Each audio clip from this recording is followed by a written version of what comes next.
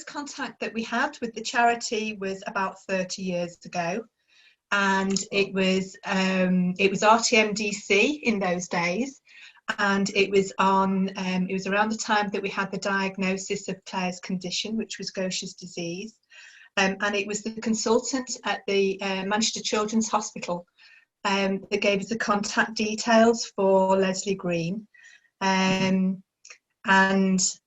the first phone call that I made was like the day that we came home after the diagnosis, and I wasn't thinking straight, and I made the phone call and left this message on an answer machine and didn't even think to leave my telephone number.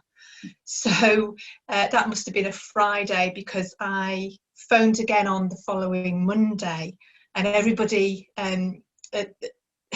at the other end of the phone was so thankful I'd phoned back, because they had no way of contacting me, and the support has just gone on from there.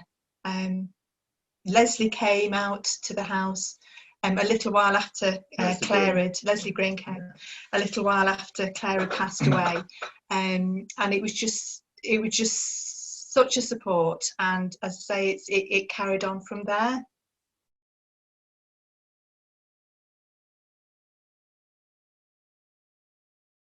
Well, initially, I suppose with most people that do fundraising in these circumstances, it was sort of to mark the anniversary of the event. It was like almost like a memorial thing to take place. And our first event took place exactly 2 years after Claire had died.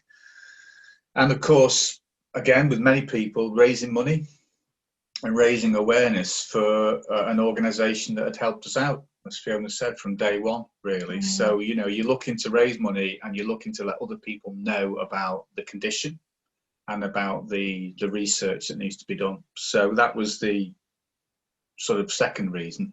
And I don't know whether it's a bloke thing or something, but just wanting to do something difficult, tough, so almost like, you know, test yourself was the sort of thinking behind the first event. But then it became, the reaction to our first event was so great in terms of the people, both the people that we knew that wanted to get involved, but also the people who put money up front, that we felt that we should go further and organise more events. And then really from there on in, it became, and it remains very much a social event, you know, people meeting up. Some people don't see each other for 2 years, but they kind of like, they meet again at the next event, and it's just like meeting old friends again, and there's a real buzz about it. So it definitely grew into a much bigger event, really, and yeah, and it's become very much a social thing as well.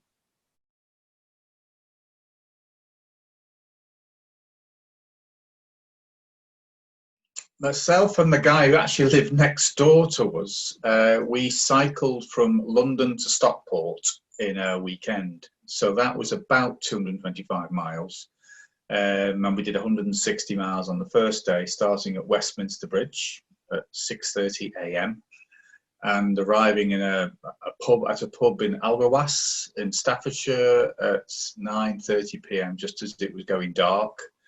And we did 60 odd miles the second day, which was an absolute breeze compared to the first day. Yeah, so that was the first event, supported by Fiona's brother. So there were 3 of us really involved in it. But as we said earlier, that when we got back, and it was great when we got, Fiona had organised balloons, and the street had lots of sort of placards and banners up and stuff. It was only when we finished it that we realised just how successful it had been in terms of sparking people's imagination, but also getting that surge of wanting to take part and do something themselves. Next, if we're going to have another event, please get us included. Please let us take part, etc.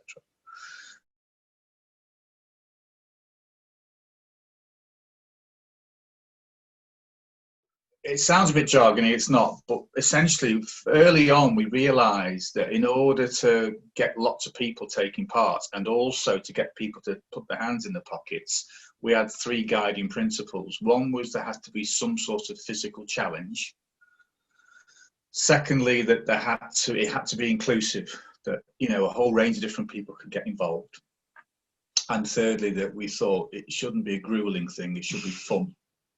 So they were the 3 sort of factors that have influenced all of our planning ever since then, you know. So in terms of a challenge, you know, people want to be able to go up to a potential sponsor and say, look what I'm doing. Oh my God, you're doing that? Flipping heck, sort of thing. So they'll give them some money. But I think the whole spin-offs of that were people would end up having to train, in inverted commas, for these events. So they would actually improve their own fitness, whether it be walking or cycling, swimming, whatever it was. So there was an element of that going on too. And also the fact that we were often going to a beautiful part of the country. You know, we organised events in, lots of them in the Lake District, the Yorkshire Dales, Derbyshire, Wales, Anglesey. So there was a physical challenge outdoors for all of the events. And I think that helped both in terms of getting people to turn up because they knew they were going to be doing something to push them, but also to get that cash from people. So that was the first element.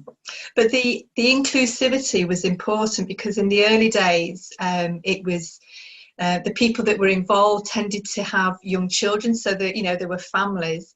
So to start off with, we would have a separate event for the children, just so that they felt that they could be involved. It would all be all on the same day, and there would always be a crossover with the adult event. You know, a meet up at lunchtime or a meet up at the end or whatever. But then increasingly, as we've gotten older, what we've tried to do is to put some flexibility into the events, so that it may be that some people can only turn up for half a day, or it may be that they have different options. So not everybody wants to walk, or not everybody wants or can cycle. So, you know, that there are different options that people can kind of like dip in and out of, really. And I think probably one of the, I know I think you'd agree, but one of the important things is that in the January after we've had the event, we always have a party. and initially the party was very much around planning for the next event. But increasingly that's just become it's just become a social thing where people that you know, that live relatively local can turn up and see and just celebrate what we've done, really, and look forward to the next time we all meet up again. Yeah. And then there's the fun bit, isn't there? And then, yeah, like I said before about not being too grueling, whilst the challenge is always a challenge, we always make sure that there's something at the end to look forward to. So not just finishing it. So we've had rounders on the beach. We know we've hired a boat up on Derwent Water and had dragon boat racing where we all created 2 teams. We did raft building one year where we created some teams artificially and just tried to get across a pond and back, and that a lot of people were wet after that. So there's always an element of fun about it, that, you know, and generally speaking, we managed to meet in a pub where we've organised a room to ourselves, and that's always nice too, you know, to actually be with everybody at the end, and just sort of to recap on the day, really, and draw a sort of underline underneath the event itself. So it's always been fun. Well, at least we think it has. We think it has, yeah. People keep turning up again, so they obviously they're either masochists or they also think it's fun as well.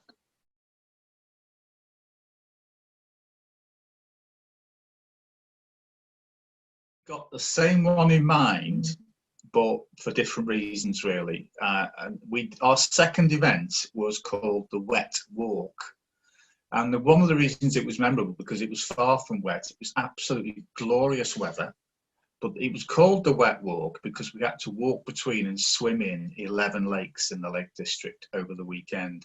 So that meant 27 miles of walking and getting into a lake and getting wet, getting out, and then having to dry off and take that swimsuit off, squeeze the water out and hang it from the back of your rucksack and put your walking boots back on and off again. and it was absolutely superb, and everybody absolutely loved it.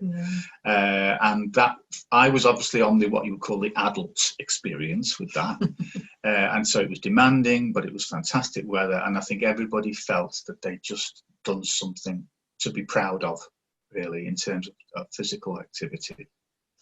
I think it's the same event for me, and I remember it because obviously it was a really big event. We had quite a lot of people there, but in particular we had a separate event up in the lakes for the children, and herding and trying to organise and keep them on the trail.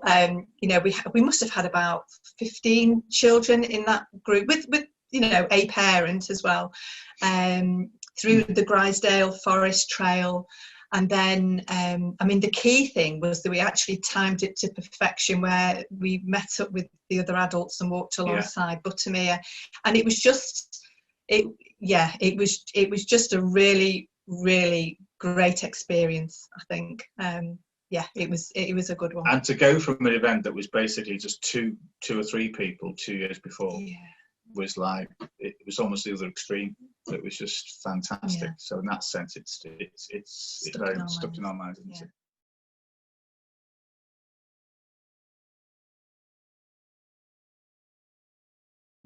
If you're going to embark on fundraising and that sort of stuff, the obvious things are there at the beginning, which is that, you know, when you've suffered a loss, there's not a lot you can do about that, but doing something can help with the grieving process. Just, you know, planning something positive. You're talking to people, friends, people you work with, what have you, about your child, the reasons you're doing it, and whilst that can be painful, I know, it actually, I think that it's a positive thing that helps you with that process of working through your loss in that sense. But I think then it becomes a lot more than that. There's an intrinsic pleasure anyway in helping, you know, a charity, of an event, an organisation with money and raising awareness. That's fantastic. Further down the line, somewhere we would never have thought of, you know, 30 years on from our experience meeting with the charity people, is that it almost creates a legacy for the child you've lost, in the memories of all the people that have taken part in those events over the years.